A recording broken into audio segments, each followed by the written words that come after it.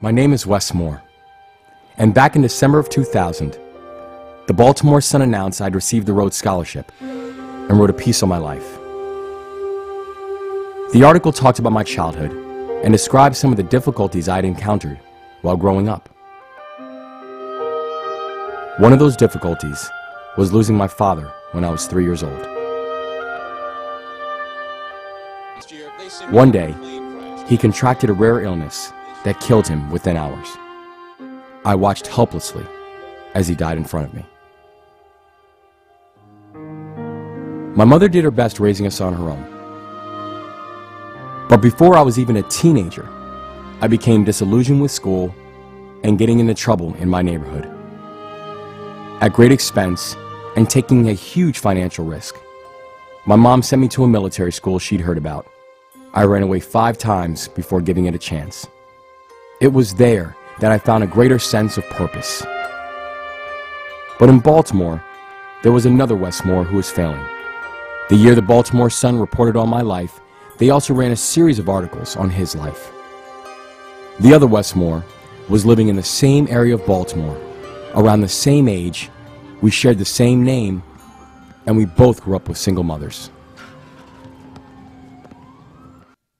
That year, while I was on my way to study at Oxford, my namesake was on his way to do life in prison.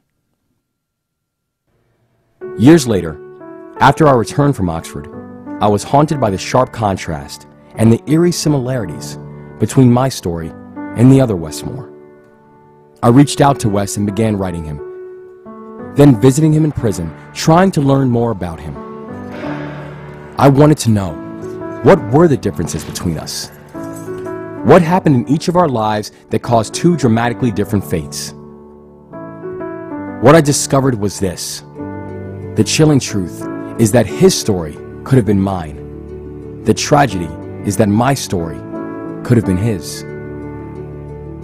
To understand our destinies and to explore larger, urgent questions about opportunity and fate, individual choice, and our priorities as a society, I wrote a book called The Other Wes Moore.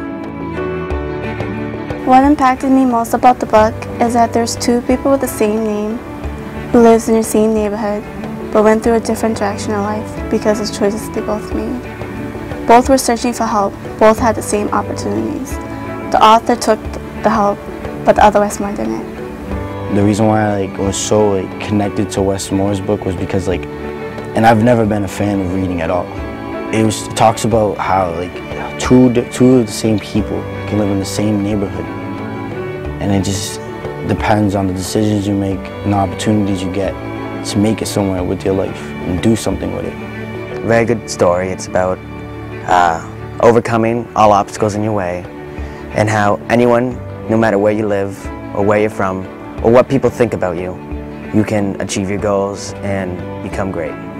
Reading this book made me have strength in me more than I once had before. It made me feel like I can do anything in life. It made me feel like...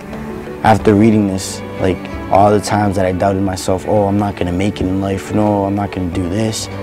After I read the book and I'm like, what am I talking about? I actually do have a chance to do something with my life. I have the chance to make it somewhere. I have a chance to be somebody. What inspired me about this book was that we have the power to choose our own destiny regardless of where we come from.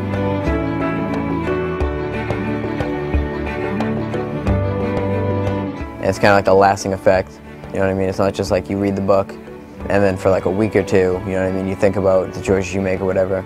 And it's not really like that. It's more like, it's on a long distance thought process. No matter how you grow up, you get to choose your own destiny. It's not always parents who will make a change. Sometimes it could be anyone in the community. Like for me, it was a priest, and for somebody else, it could be a teacher, a coach, or a friend that could help you somehow and get you going the right way. Having Wes Moore coming to visit us will have an impact on us because it's reality. We're not just reading a book, he's standing right in front of us, telling us his real story, what's happened to him and his decisions. and how it could relate to us. I think that having the community involved in our project is very important because they have the resources and we need the help.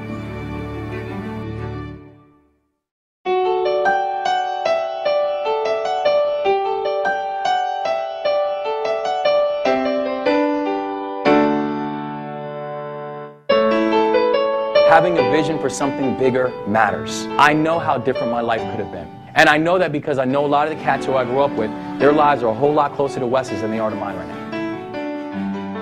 This is not a true crime story.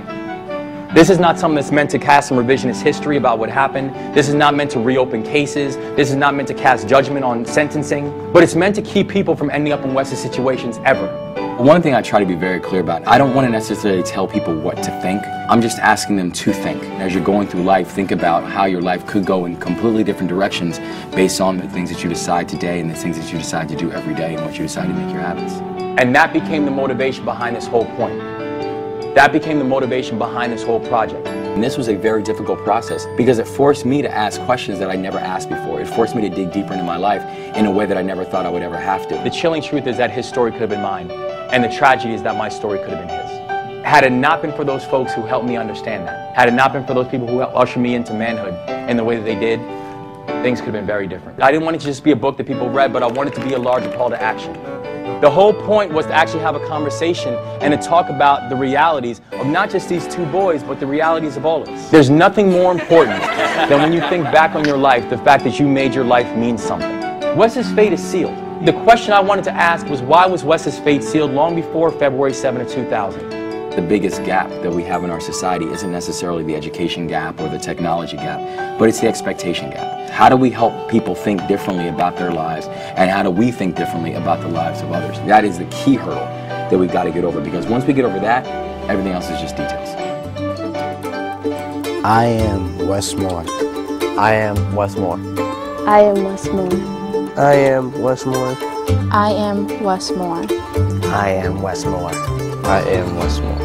I am Wes Moore. I am Wes Moore. We are the faces of Wes Moore. The question is, which one? The answer is for us to decide.